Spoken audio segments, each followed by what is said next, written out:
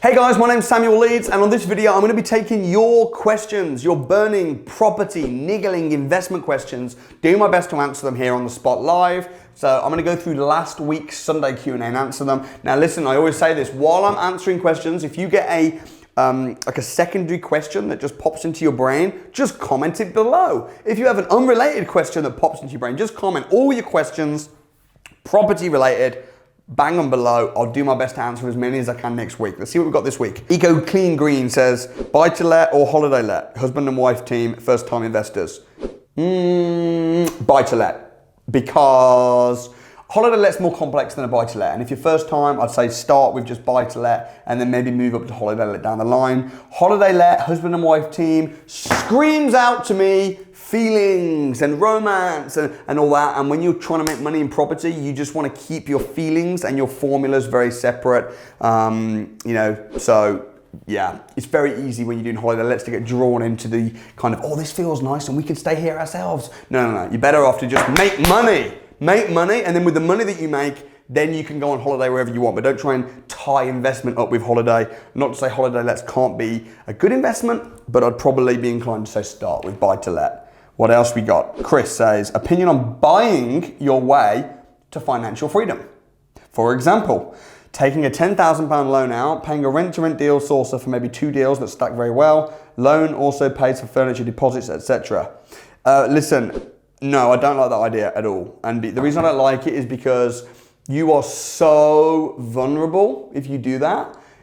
And most people that package and sell deals, the deals that they sell you, I'm not just going to say they're bad deals, but if it's like a really profitable rent to serviced accommodation deal and for 10 grand you can become financially free, do you really think that they're going to pass it on to you for a fee, or are they going to keep it themselves? They're going to keep it themselves. So, you know, I just think putting yourself at someone else's mercy like that, I've never, ever known from experience. I mean, technically you could argue it should be feasible to be able to just pay someone to do it for you, but I've never known anyone do that successfully.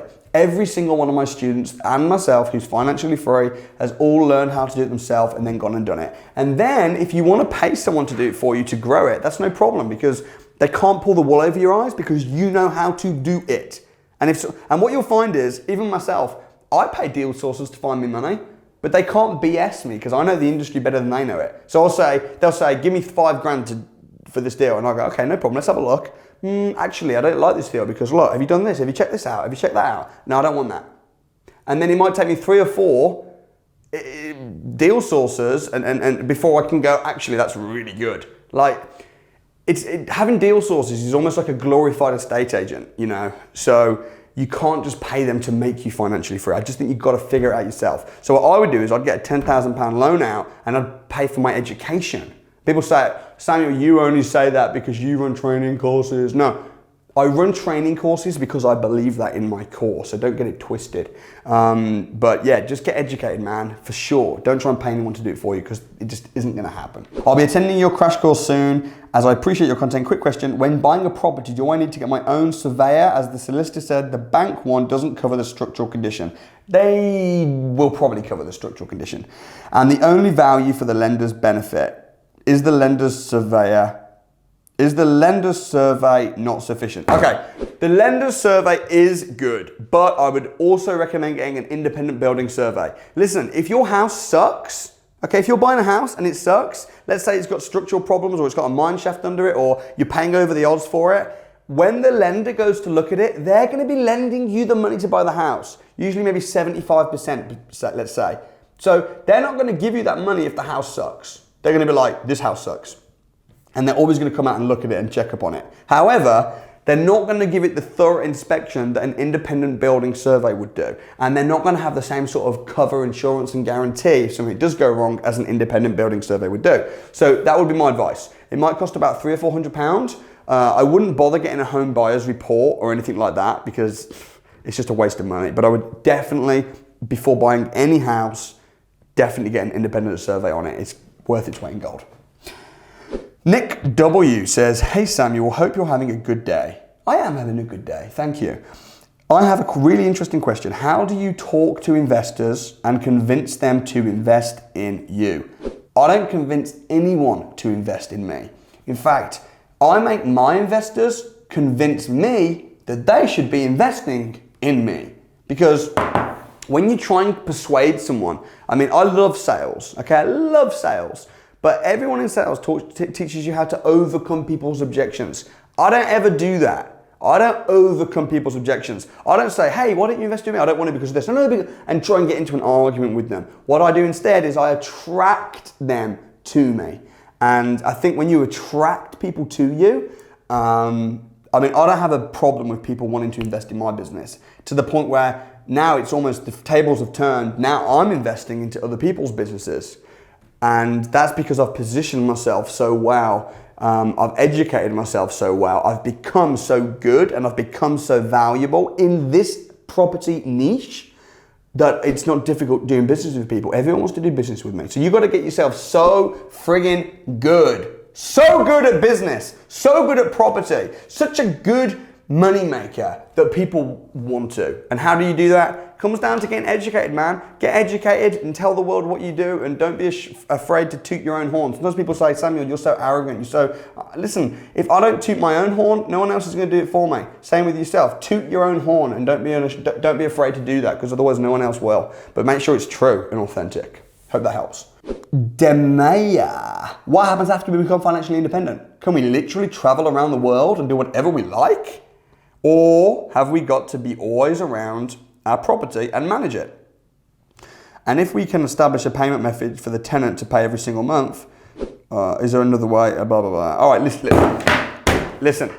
When you become financially free, you can travel all around the world, yes. If you can't, then you're not financially free. Because if you've got to manage the properties, then that's a rope around your neck. That's like, oh, I've got 10 houses. You've got 10 headaches. So you need to systemize your properties in such a way whereby they have property management companies in place. You have a power team in place so that you don't do anything. I personally don't really get involved with the management of my property portfolio. As I have property managers, and then I have an overseer that manages the managers, and the overseer is the only person who's allowed to speak to me. And that's how it works. It's systemized.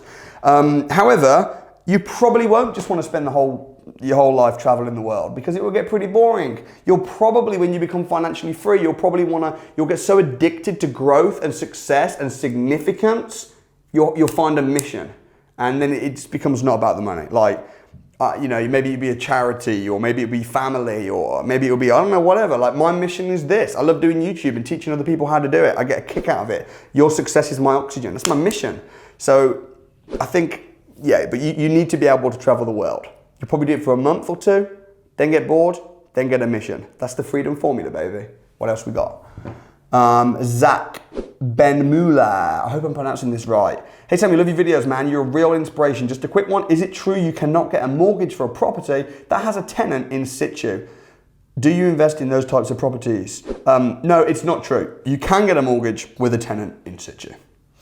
What else we got? Similar one, Rizzler King.